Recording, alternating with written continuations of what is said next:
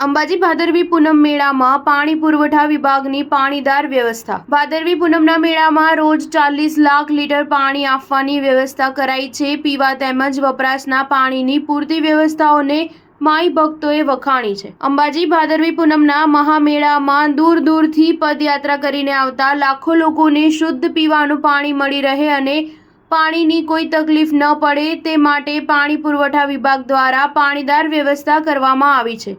લાખોની સંખ્યામાં આવતા યાત્રિકોની જરૂરિયાતને પહોંચી વળવા અંબાજીમાં રોજનું 40 લાખ લીટર એટલે કે 4 MLD પાણી પુરવઠો અવિરત પૂરો પાડવામાં આવે છે। મેળામાં આવતા પદયાત્રિકો અને સેવા કેમ્પ સહિત મેળાની વ્યવસ્થામાં રોકાયેલા સ્ટાફને પીવાના પાણી સહિત વપરાશના પાણીની પૂરતી સુવિધા મળે એ માટે શ્રી આરાસુરી અંબાજી માતા દેવસ્થાન ટ્રસ્ટના ચેરમેન કમ કલેક્ટર મિહિર પટેલે જુદી જુદી સમિતિઓ સહિત પાણીનો પુરવઠો સતત જળવાઈ રહે તે માટે કાર્યપાલક ઇજનેર DM બુંબડિયાના અધ્યક્ષસ્થાને પાણી પુરવઠા સમિતિની રચના કરી હતી।